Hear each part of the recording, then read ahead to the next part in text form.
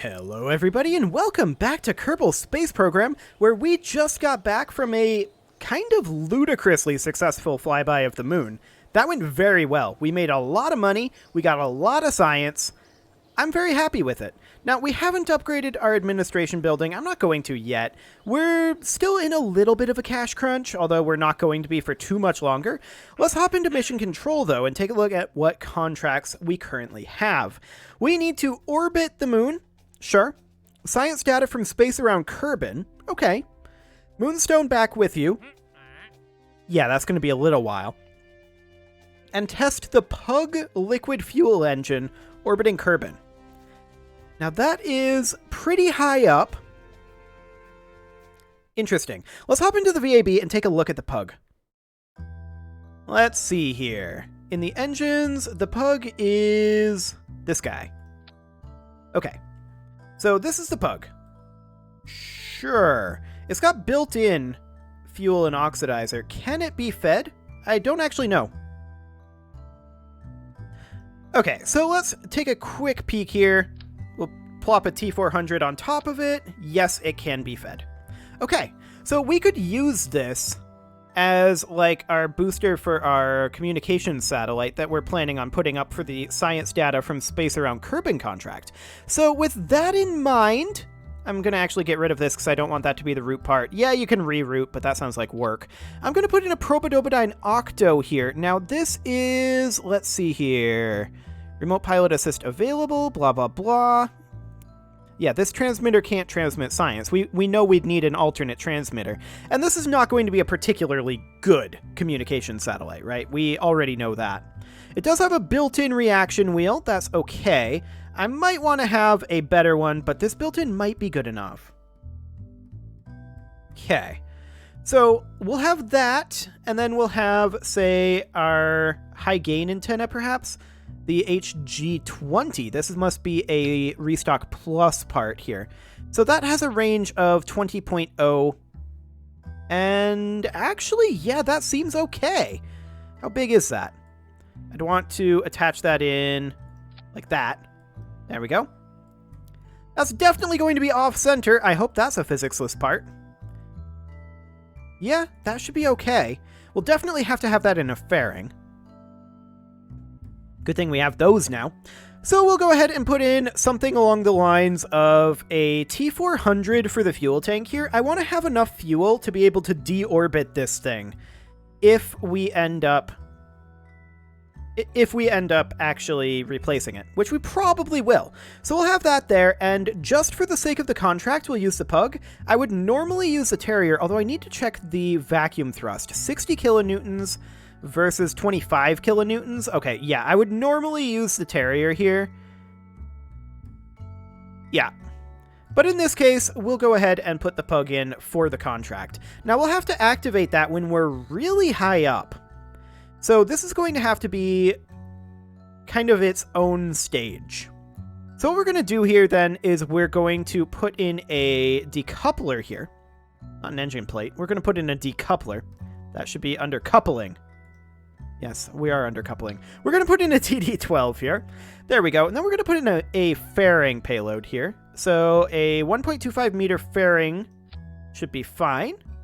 Something along the lines of this. It will stick out of the fairing. I'm assuming that this is a physics-less part. We could enlarge the fairing, though. That is something we could do. So we could then do something like this. This will add weight to the fairing, of course. And then get it to be about here. About... Ooh. Okay, so it's actually interacting with the part there.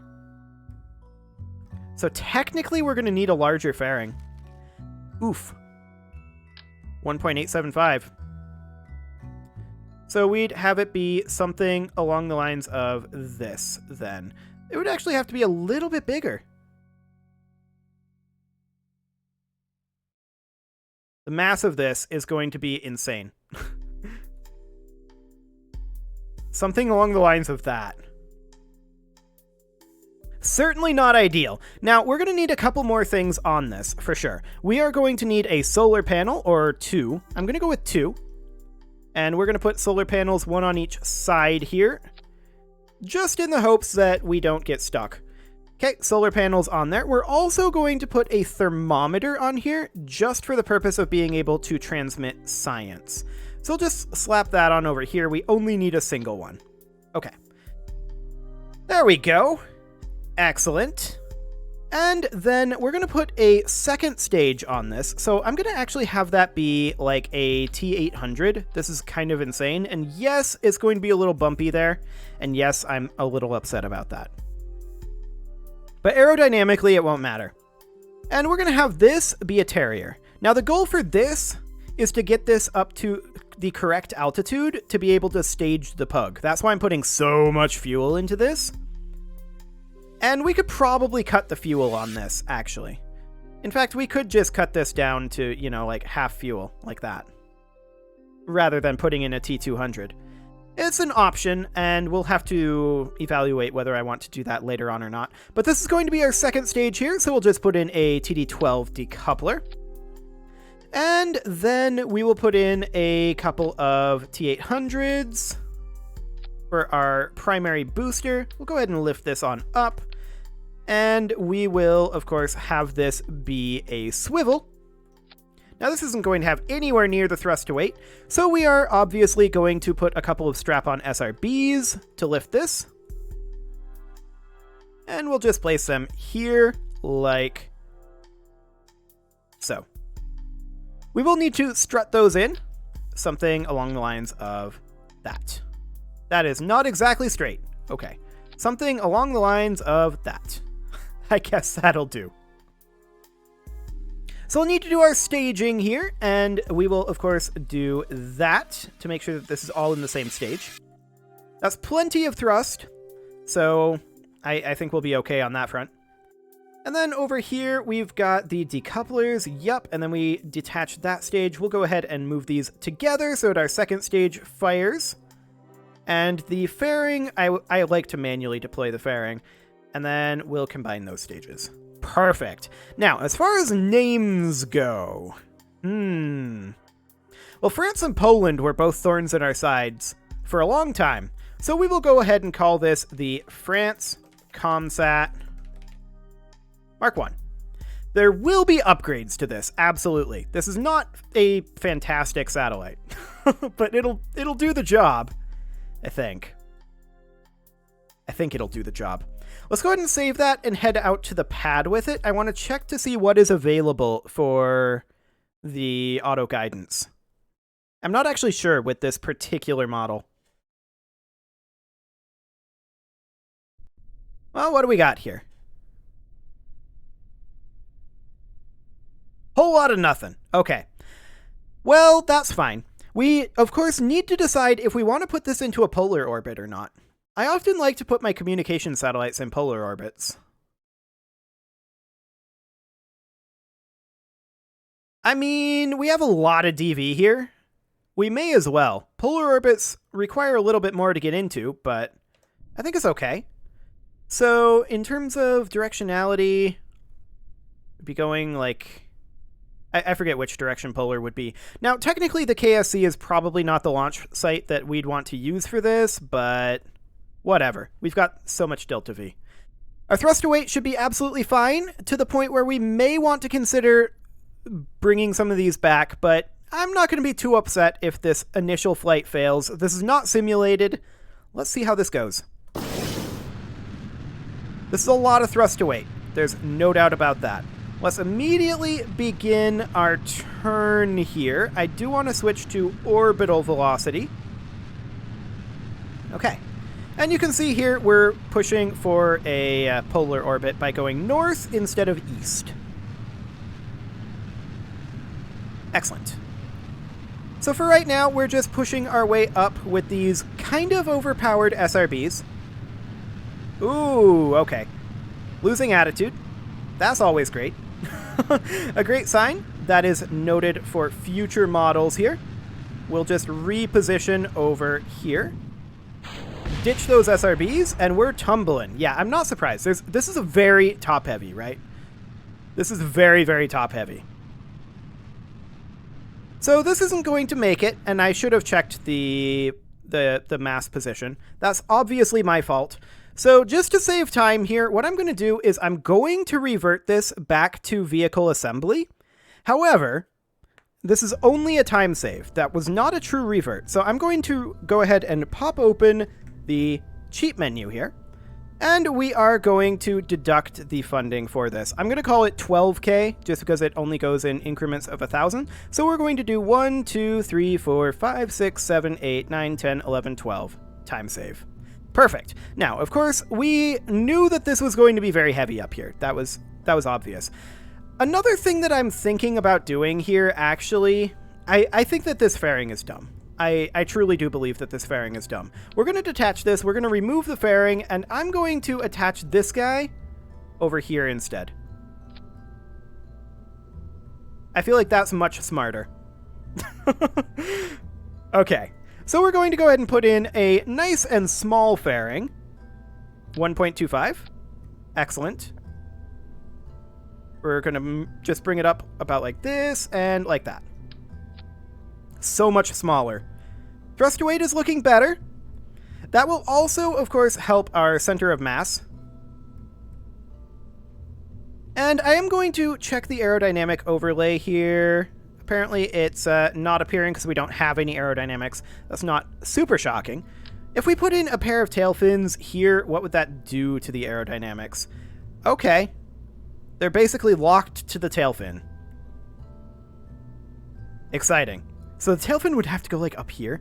Let's just see how it feels with the smaller fairing. I think it'll be okay with the smaller fairing.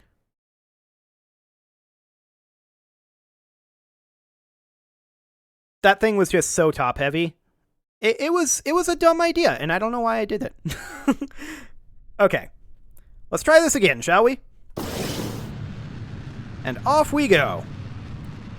Just go ahead and start pitching downwards a little bit here, trying to keep our heading at about 0. I am kind of interested in doing a roll here, and that is something that I am going to do. I'm going to go ahead and do a roll, and we will position just like this. Excellent. Just trying to hold attitude a little bit here. I mean, it's not too bad that we're a little off right now. I don't need this to be an exactly perfect polar orbit. Okay, we'll hold this position, ditch those SRBs, get out of here, and attitude is not great. Okay, good to know. Good to know. So this thing does very much like to flip. It's still very top-heavy. But that's okay. Once again, to save time, I'm going to go ahead and revert this back to the vehicle assembly, and we'll deduct off the cost, which is now, I'm going to just call this 11K. It's only 7. So 1, 2, 3, 4, 5, 6, 7, 8, 9, 10, 11. No, I'll go 12. There we go. And yeah, I obviously should have tested this. We'll go ahead and put a pair of tail fins down here, but I'm going to, before we do this, I'm going to swap the side that these SRBs are on, and we're going to put them in over here. Like so. And then we'll put the tail fins in over here. Now, I expect this to be overly stable. We'll see. But I expect it to be overly stable. That said, we do have control surfaces on those, so maybe it'll be okay. But it's probably going to be rough to get the turn going. Let's go again.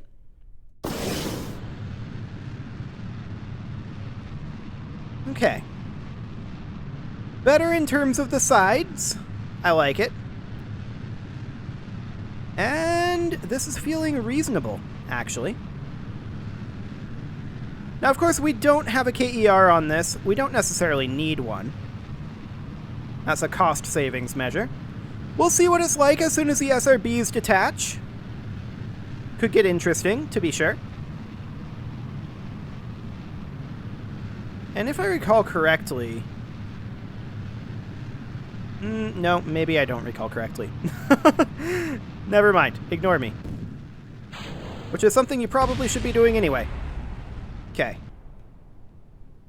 Okay. Yep.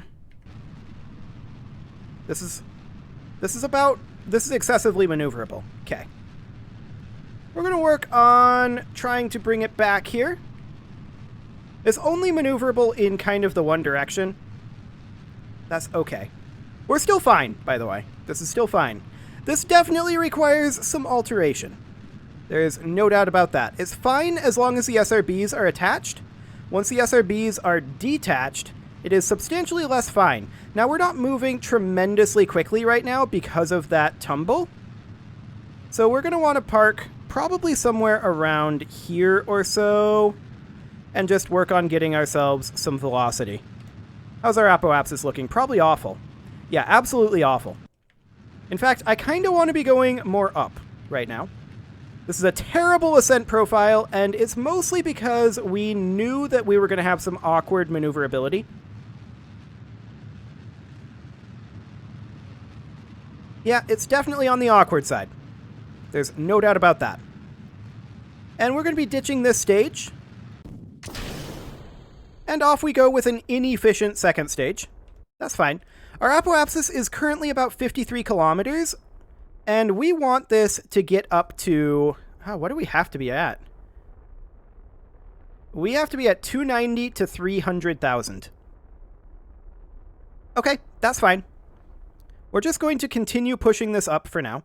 And yeah, our prograde marker is way off. Like, this was a terrible, terrible launch. I knew this would probably be the case. I'm just trying to pull the prograde marker at this point. Something like that. Our apoapsis is getting out into space, and...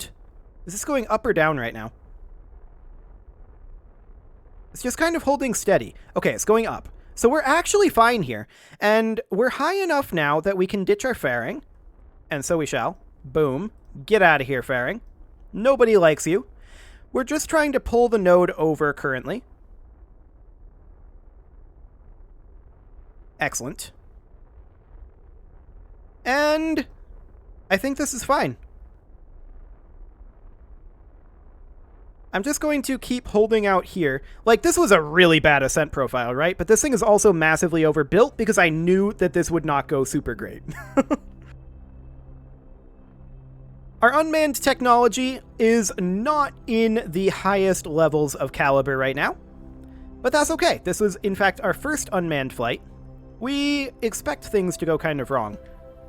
Okay, we'll go ahead and hold right on the heading at this point. Right on that node if we can. And yeah, this seems fine.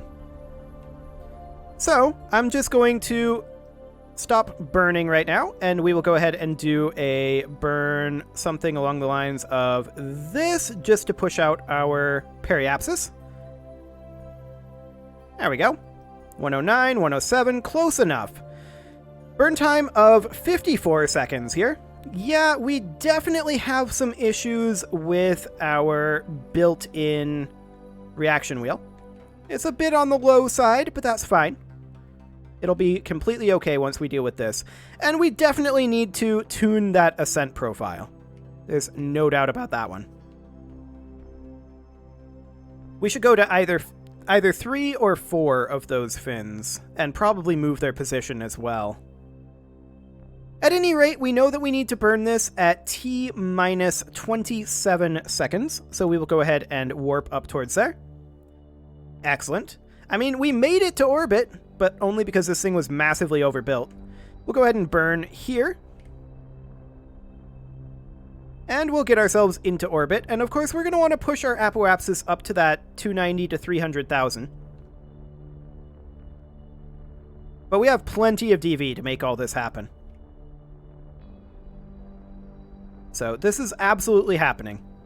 Not the best in terms of ways to get there, but it'll do the job.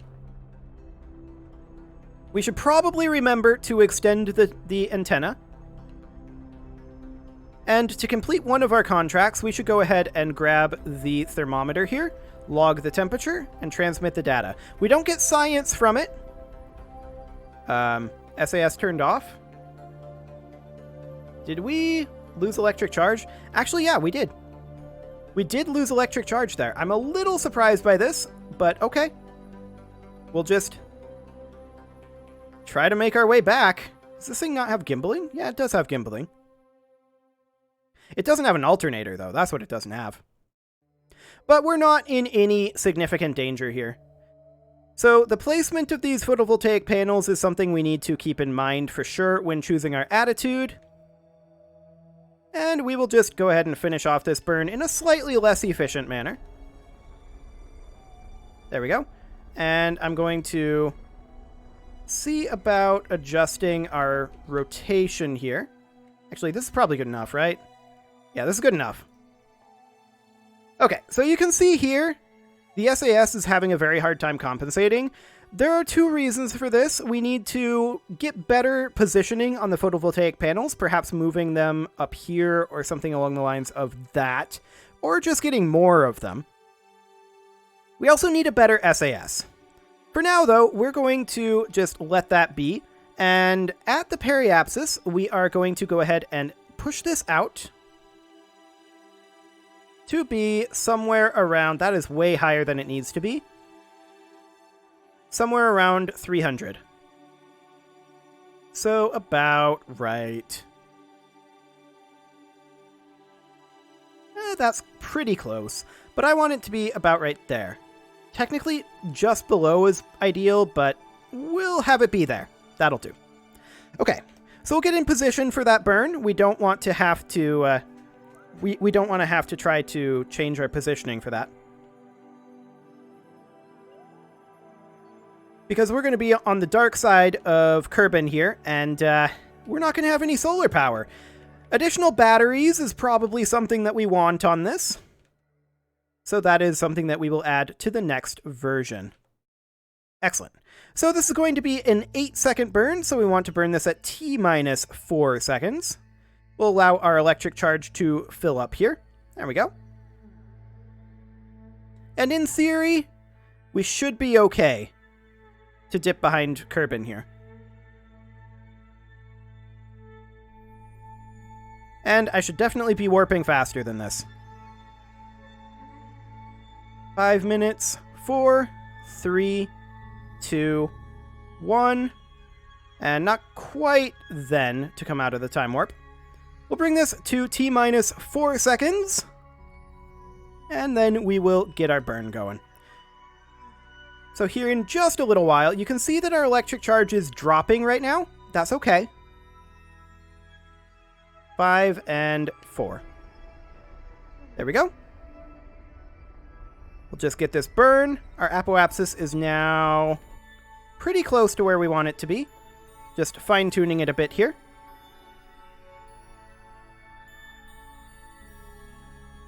Okay, that'll do. And next, we need to raise our periapsis and circularize this.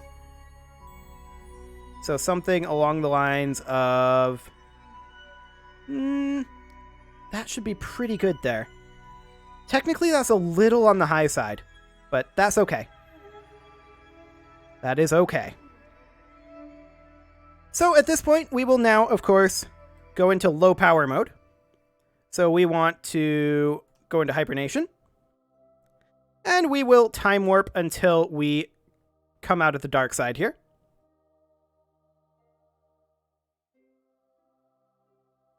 Excellent. And this node is going to be in a little while. We'll go ahead and turn our hibernation off. And we will make our way over to the maneuver node in a very slow manner. So yeah, list of things that this needs. Better reaction wheels, better control on ascent, better solar panels. But hey, it'll get the job done and get 2 contracts done along the way. That's not bad. Okay, we'll just hold there for now. And we want to move to T-minus 4 seconds. So we are definitely going to have a little bit much on the fuel, but I think we can transfer that fuel, which is one of the benefits of having the larger tank. We can transfer in unspent fuel. So we'll just go to about 3, 2, 1. Okay. And we'll warp a little further here. There we go. And we'll burn this at T-minus 4. So right about now. This thing definitely rocks as it's burning. There's no doubt about that. I think a lot of that has to do with our Probodobodine, though. I'm guessing. This is close enough. Okay, so we're currently a little bit high for our altitude here. We'll have to wait until we fall. But what I'm going to do right now is I'm going to pin open this fuel tank and this fuel tank, and we will go ahead and see about transferring fuel here. Apparently we can't. Are we not allowing crossfeed through this decoupler? We are not. Okay. We may not actually be able to crossfeed this. But, yeah, I think we might be being blocked by the fairing. We might be being blocked by the fact that we've got an engine here. It's hard to say. Either of those could be blocking us. It's fine. I don't mind losing the 180 meters per second here. So we're going to go ahead and wait on staging this. I'm going to warp forward until our altitude is low enough. We just need to drop another 500 meters.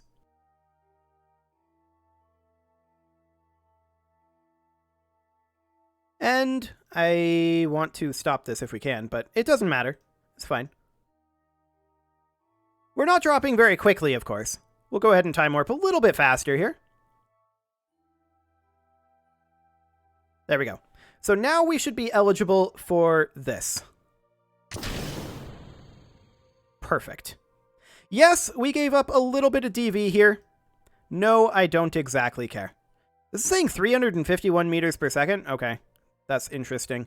But we're in approximately the orbit that we were going for anyway. We could definitely aim for a higher orbit. That wouldn't be a terrible concept.